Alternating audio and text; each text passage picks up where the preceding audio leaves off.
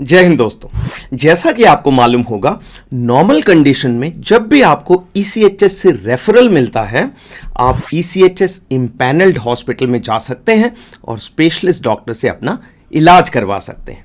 ऐसी स्थिति में ईसीएचएस रेफरल के बावजूद आप ऐसे हॉस्पिटल में नहीं जा सकते जो नॉन इम्पैनल्ड है। क्यों?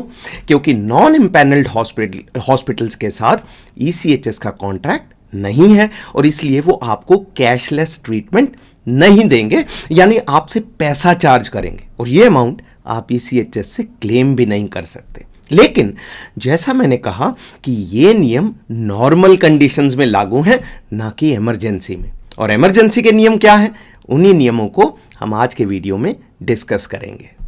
मैंने इस वीडियो को 3 भागों में बांटा है। भाग 1 में मैं आपको बताऊंगा कि ईसीएचएस की एसओपी के अनुसार इमरजेंसी की परिभाषा क्या है। भाग 2 में बताऊंगा कि अगर आप इमरजेंसी में सिविल हॉस्पिटल में जाते हैं तो ट्रीटमेंट के रूल और क्लेम का प्रोसीजर क्या होगा। और भाग 3 में बताऊंगा कि अगर आप नॉन इमरजेंसी यानी रूटीन केस में इम्पैनल्ड हॉस्पिटल में जाते हैं तो कैश पेमेंट करके ट्रीटमेंट कैसे करवा सकते हैं। लेकिन शुरू करने से पहले मेरी ओर से एक रिक्वेस्ट। आने वाले समय में मैं सर्विंग और रिटायर्ड सैनिकों की वेलफेयर के बारे में बहुत से वीडियो बनाऊंगा। अगर आपको ये वीडियो पसंद आता है तो मेरे चैनल को सब्सक्राइब कीजिए और अपने दोस्तों के साथ शेयर कीजिए। सब्सक्राइब करने से यूट्यूब मेरे वीडियो ऑटोमेटिकली आपके पास भेजता रहेगा। Thank you. ग्रेट। तो चलिए पार्ट 1 से शुरुआत करते हैं और देखते हैं कि ईसीएचएस के अनुसार इमरजेंसी की परिभाषा क्या है। तो ईसीएचएस की एसओपी के अनुसार जो परिस्थितियां इमरजेंसी मानी जाएंगी उनकी लिस्ट को आप अब अपनी स्क्रीन पर देख सकते हैं। Number 1, heart attack. Number 2, brain stroke, paralysis या आंखों से दिखाई देना बंद हो जाना। नंबर 3, रेस्पिरेटरी इमरजेंसीज यानी सांस लेने में गंभीर तकलीफ। नंबर 4, प्रेग्नेंट महिलाओं के केस में कोई इमरजेंसी। नंबर 5, रोड या किसी और एक्सीडेंट में कोई ऐसी इंजरी जिससे कि जान का खतरा हो। नंबर 6, पॉइजनिंग या स्नेक बाइट यानी जहर से होने वाला खतरा। नंबर 7, हीट स्ट्रोक या ज्यादा सर्दी से होने वाली कोई इमरजेंसी। नंबर 8, डायबिटीज से संबंधित कोई emergency. Number 9, kidney failure. Number 10, severe infection. और नंबर 11, ऐसी कोई भी बीमारी या इंजरी जिसका अगर फौरन इलाज न किया गया तो या तो जान जा सकती है या फिर कोई अंग काटना पड़ सकता है। तो ये तो हो गई इमरजेंसी की परिभाषा। इमरजेंसी ट्रीटमेंट के बारे में ईसीएचएस की 6 और गाइडलाइंस हैं। वो गाइडलाइंस इस प्रकार हैं। नंबर 1, इमरजेंसी के नियमों को मिसयूज नहीं किया जाएगा, यानी उनका गलत इस्तेमाल नहीं किया जाएगा। ऐसा नहीं है कि आज ईसीएचएस की छुट्टी है और मैं बिना रेफरल के हॉस्पिटल चला गया और उसे इमरजेंसी का नाम दे दिया कि भाई ईसीएचएस बंद था, मैं रेफरल कैसे लेता। नहीं, इमरजेंसी का ताल्लुक ईसीएचएस के बंद होने से नहीं है, बल्कि इससे है कि पेशेंट की कंडीशन कैसी है। अगर जान या अंग के नुकसान का अंदेशा है तो वो इमरजेंसी है, अगर ऐसा नहीं है तो वो इमरजेंसी नहीं है।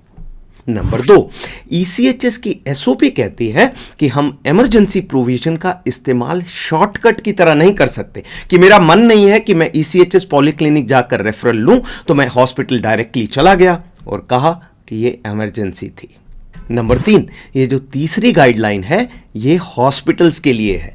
ईसीएचएस ने हॉस्पिटल्स को हिदायत दी है कि अगर पेशेंट की कंडीशन वास्तव में सीरियस है तो वो ट्रीटमेंट में देरी नहीं कर सकते।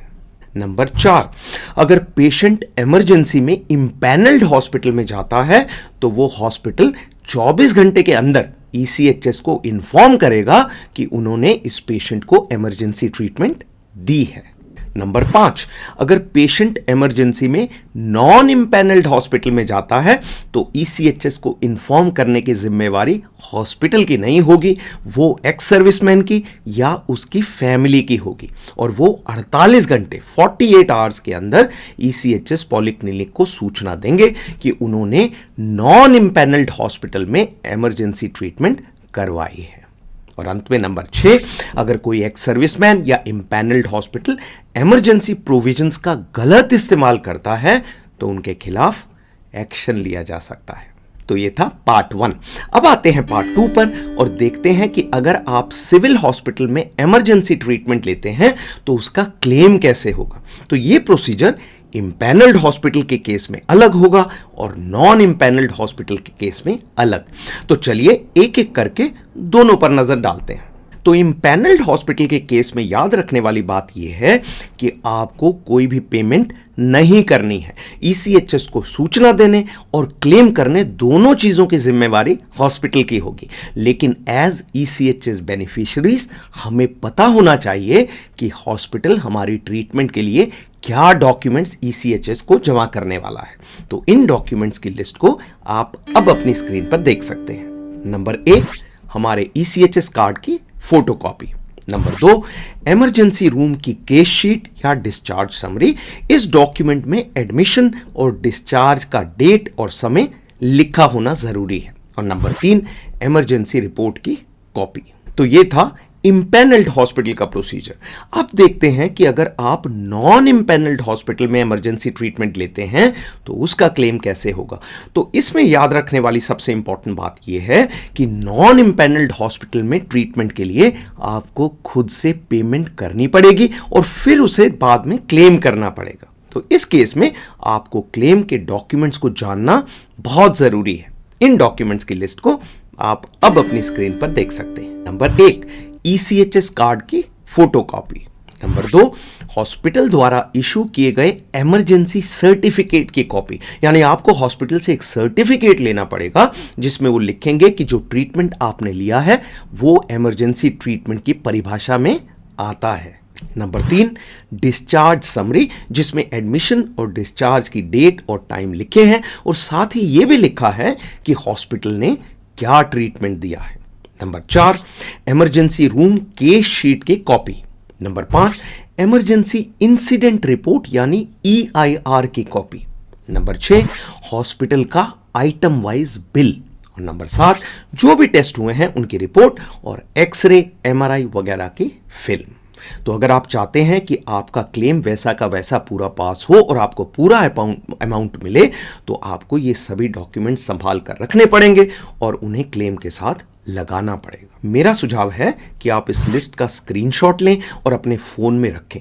इमरजेंसी बताकर तो नहीं आएगी। अच्छा होगा कि आपके पास ये लिस्ट हमेशा अवेलेबल होनी चाहिए, बल्कि मैं तो कहूंगा कि आपकी फैमिली को भी इस प्रोसीजर के बारे में और इन डॉक्यूमेंट्स के बारे में पता होना चाहिए। तो ये था पार्ट 2। अब आते हैं पार्ट 3 पर। अभी तक जो दोनों भाग थे वो इमरजेंसी ट्रीटमेंट के बारे में थे, पर यह पार्ट नॉन इमरजेंसी यानी रूटीन ट्रीटमेंट के बारे में है। अब ऐसा हो सकता है कि ईसीएचएस पॉलीक्लिनिक आपके घर से दूर है और कोई इम्पैनल्ड हॉस्पिटल आपके घर के पास है। तो आपको बुखार हुआ, सिचुएशन सीरियस नहीं है, आप डॉक्टर को दिखाना चाहते हैं, लेकिन अगर आप लोकल डॉक्टर के पास गए तो वो 1000 रुपए ले लेगा। तो इस केस में आप पास के इम्पैनल्ड हॉस्पिटल में कैश पेमेंट पर ट्रीटमेंट करवा सकते हैं। ऐसा मेरे साथ हुआ रिसेंटली। ईसीएचएस की छुट्टी थी और मुझे डॉक्टर के पास जाना पड़ा। मैं फोर्टिस हॉस्पिटल गया, ईसीएचएस कार्ड दिखाया और डॉक्टर को दिखा दिया। फायदा यह हुआ कि ईसीएचएस कार्ड दिखाने पर मुझे ट्रीटमेंट मिला ईसीएचएस रेट्स पर। तो डॉक्टर की नॉर्मल फीस 900 रुपए थी, लेकिन मेरे लगे 350 रुपए। तो काम भी हो गया और पैसे भी बच गए। लेकिन इस ट्रीटमेंट के बारे में 2 बातें याद रखनी है। पहली बात, इस खर्च को आप क्लेम नहीं कर सकते। और दूसरी बात, अगर डॉक्टर साहब ने कोई दवाई लिखी है तो आप उस दवाई को सिविल से खरीदकर क्लेम नहीं कर सकते और पॉलीक्लिनिक में जाकर दवाई को डिस्पेंसरी से भी नहीं ले सकते। आपको ईसीएचएस डिस्पेंसरी से दवाई लेने के लिए पहले ईसीएचएस डॉक्टर से प्रिस्क्रिप्शन लेना पड़ेगा। तो ये था आज का वीडियो। एंड करने से पहले 3 महत्वपूर्ण बातें फिर से दोहरा देता हूं। ये बातें इस प्रकार हैं। नंबर 1, इमरजेंसी में आप ईसीएचएस इम्पैनल्ड या नॉन इम्पैनल्ड हॉस्पिटल में जाकर ट्रीटमेंट ले सकते हैं। इमरजेंसी का अर्थ है ऐसी कोई परिस्थिति जिसमें जान या अंग का नुकसान हो सकता है। इमरजेंसी की परिभाषा में जो बीमारियां और इंजरीज आती हैं उनकी लिस्ट को मैं आपको पहले दिखा चुका हूं। नंबर 2, अगर इमरजेंसी केस में आप इम्पैनल्ड हॉस्पिटल में जाते हैं तो आपको कैश पेमेंट नहीं करनी पड़ेगी। ईसीएचएस को सूचना देना और क्लेम करना दोनों की जिम्मेवारी हॉस्पिटल की होगी। लेकिन अगर आप नॉन इम्पैनल्ड हॉस्पिटल में जाते हैं तो आपको कैश पेमेंट करनी पड़ेगी और फिर ईसीएचएस में क्लेम डालना पड़ेगा। साथ ही ईसीएचएस को सूचना देने की जिम्मेवारी भी आपकी होगी, जो कि आपको 48 घंटे के अंदर अंदर करना पड़ेगा। और नंबर 3, अगर आप चाहें तो इम्पैनल्ड हॉस्पिटल से बिना रेफरल के रूटीन छोटी मोटी ट्रीटमेंट ले सकते हैं। ये ट्रीटमेंट आपको ईसीएचएस रेट पर मिलेगी, जो कि नॉर्मल रेट से काफ़ी कम होता है। जैसे आज की डेट में ईसीएचएस ओपीडी रेट 350 रुपये है, लेकिन इस अमाउंट को आप क्लेम नहीं कर सकते। आज के लिए इतना ही। अगले वीडियो तक अपना ख्याल रखें और स्वस्थ रहें।